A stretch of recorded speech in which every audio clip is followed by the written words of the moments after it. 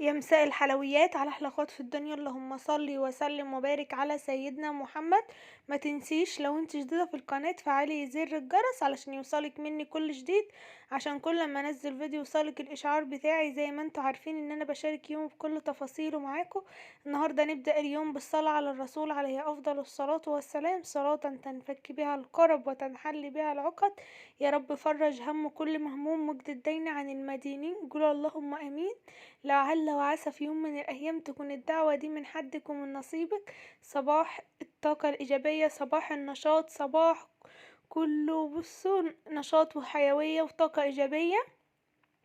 يلا كده شمر ايديك الحلوين وادخلوا برجلك اليمين وقولوا الله المستعان. ويلا شوفي لو وراكي اي حاجة يلا قومي اعمليها. لو عندك شوية غسيل عايزين يتنشروا يلا قومي انشريهم، عندك شوية مواعين عايزين يتغسلوا يلا قومي كده اغسليهم. يلا قومي تشجع وخدي قطعة من النشاط.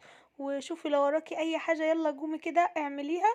انا اول حاجة بدأت يومي ان انا حطيت دورة كده في الغسالة علشان منساش باقي اليوم. فاول ما بصحى بروح حاطة دورة في الغسالة، ولما بيبقى في مثلا دورة قبليها بروح واخداها ومنشراها على طول. برضو ايه اول اليوم كنت بقى الاوض كنت مروجاها وما كانش فيها اي حاجة، فما كانش عندي غير الصالة اللي كانت عايزة تتنضف هي اللهم صل وسلم على سيدنا محمد، هي والمطبخ. فبقى قلت كده اشجعك واديك قطعة من النشاط عشان لو وراك اي حاجة كده تقومي تعمليها. وحشتوني كتير كتير من الفيديو اللي فات، ووحشتني كومنتاتكم الحلوة. يا رب تكون الفيديوهات بتعجبكم وتنور رضاكم وبتكونوا كده بتتشجعوا وبتاخدوا اي قطعة من النشاط منها عشان لو وراكي اي حاجة كده تقومي تعمليها. انا حشت بقى السجادة كده من الارض، وحشت العربية بتاعت يوسف برضو علشان احوشها خالص من مكانها. وحشت المفرش بتاع السفرة وقلت كده اكنس الارضية علشان كنت عايزة اللهم صل على سيدنا محمد، كنت عايزة امسح الارضية، كنت مسحة الاوض. فما كانش قاعد معايا غير الصالة بس هي اللي كانت عايزة تتمسح. الصلاة بتبقى عايزة صراحة تتعمل كل يوم، بسبب ان يعني بتبقى مثلا لما ندخل اعزكم الله بالشباشب والجزم فبتتملي تراب ولما بنقعد فيها ناكل فبتبقى عايزة كل يوم تتكنس وتتمسح، ممكن مرتين. والسفرة بقى كل اللي معاه حاجة بيبدأ اكنها شماعة قدام الباب، كل اللي معاه شنطة معاه اي حاجة، انا طالعة من تحت حرانة اخلع الطرحة واحطها عليها. فيعني بصوا اكنها يعني في وش الباب دي اكنها يعني شماعة. صراحة بتبقى مليانة هيصة، فلمعتها بقى من التراب اللي بيبقى عليها. وبصراحة انا مش عارفة اعمل ايه في التراب ده. انا يعني حاسة ان انا كده معايا قصة مع التراب ما بيخلص كله زي كده. انا بحس عشان بس التراب كتير علشان احنا السفرة في وش الباب، مش عارفة يعني لو اتنقلت في مكان تاني هيبقى التراب المهول اللي بيبقى فيها ده ولا لا. بيبقى فيها والله تراب مهول مش عارفة اعمله ايه. كل شوية لمع فيها يعني لو غبت عنها يوم الاقيها اتملت تراب وبقى منظرها اكنها بقالها كذا سنة يعني ما تمدش فيها فوطة ولا اي حاجة كده اتلمعت. كل شوية بقعد المع فيها. لمعتها بقى ولمعت النيش، وبعد كده جبت ميه وداوني وفيها اريال وبرسيل جل علشان بقى قلت احك الارض كده. الارض دي لما ببقى احك فيها بالفرشه بتنضف صراحه، لو فيها بقعه فيها اي حاجه يعني الفرشه بتساعدني ان انا انضف الارضيه كويس، وبالذات الحته اللي هي ما فيهاش سجاده دي بيبقى باين فيها التراب جدا. واول ما بتتحك بالفرشه بصراحه بتبقى بتلمع وبتبقى زي الفل معايا.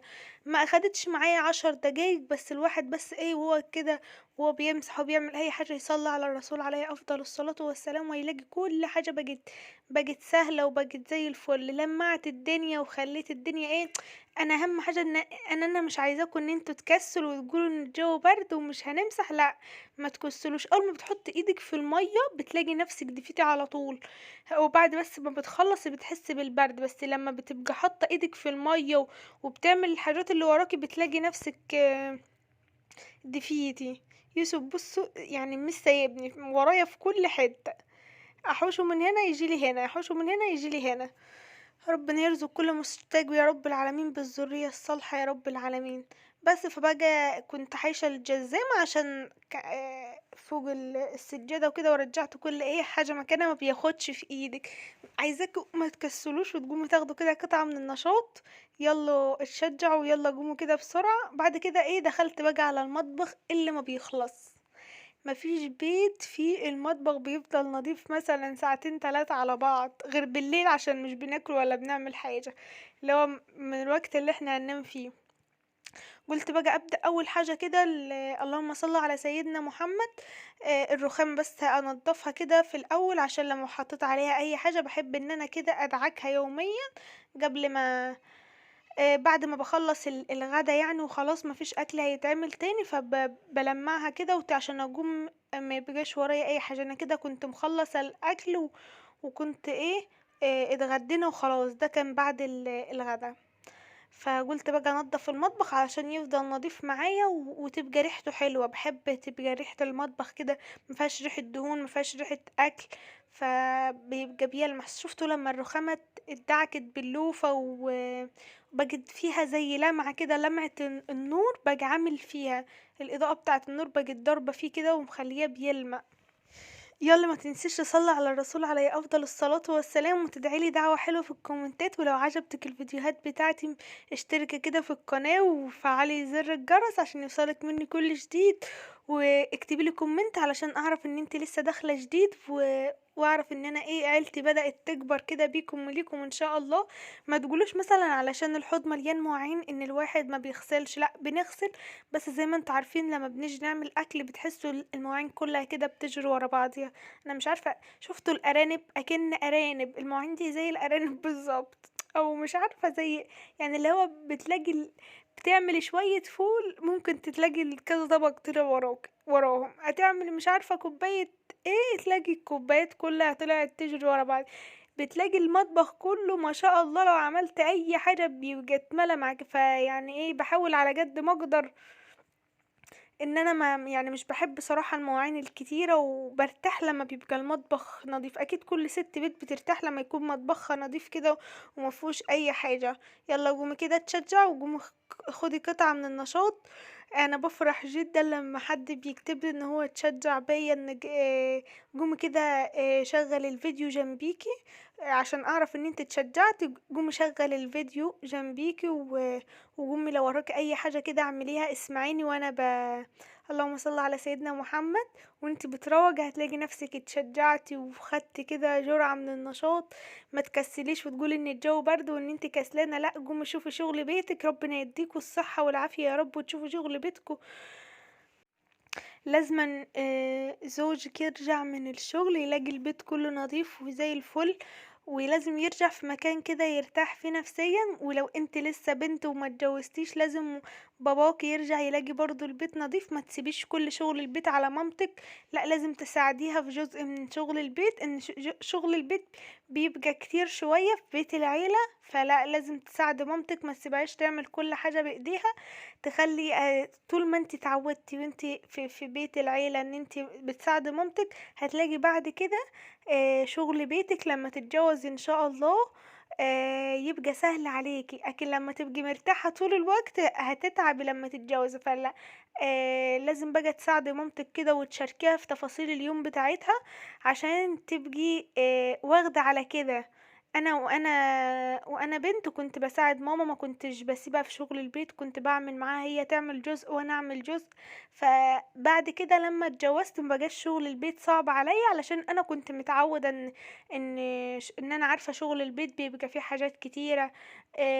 ما تتعبيش اول فترة من الجواز، يعني زي ما بقولكوا كده. مش عارفة المواعين ده مش راضية تخلص. كل اللي بيتصفى على المطبقية بحوشه من على المطبقية علشان احط غيره. المواعين كانت كتيرة شوية المرة دي، كان بتاعة الغدا وبتاعة الفطار. علشان يعني عملت الفطار وسبت المواعين، قلت هعمل الاوض وبعد كده جه وقت الغدا. ان يوم الشتاء قصير جدا، يعني عقبال ما الظهر بيدن بتلاقي العصر على طول وراه. فعقبال ما روقت الاوض كان جه ميعاد الغدا، فعملت الغدا.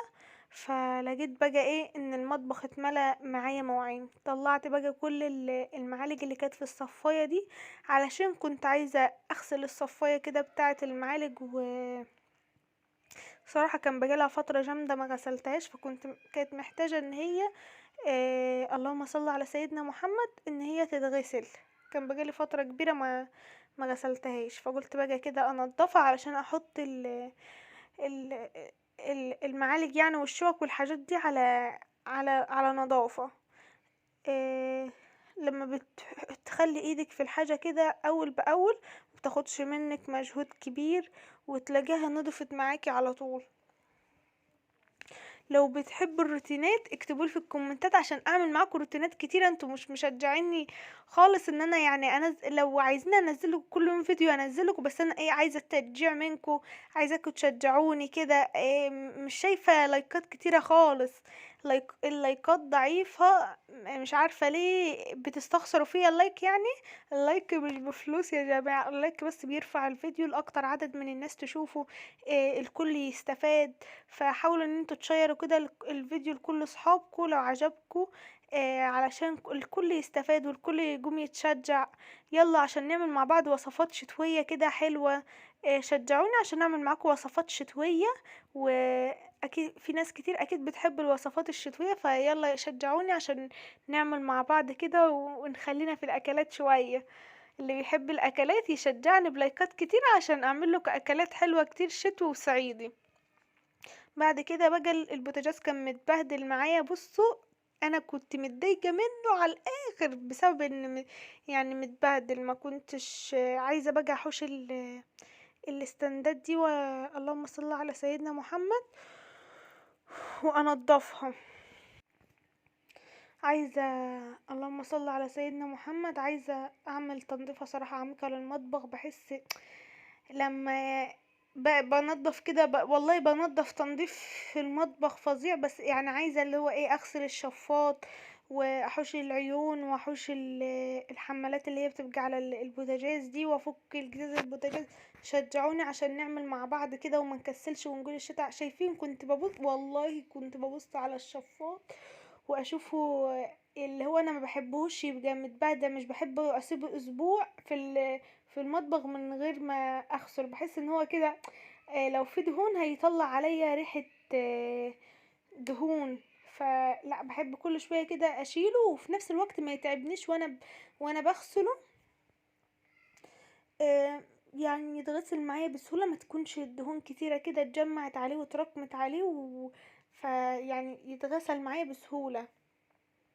لما بيتراكم عليه دهون كتيرة بيتعبك، ايدك تتعب من كتر الحك فيه. فلا لما بتغسليه كده اول باول، حتى لو كل شهر مش كل اسبوع زيي، هتلاقي اللهم صل على سيدنا محمد، تلاقيه نضف معاكي بسهولة وما خدش معاكي وقت.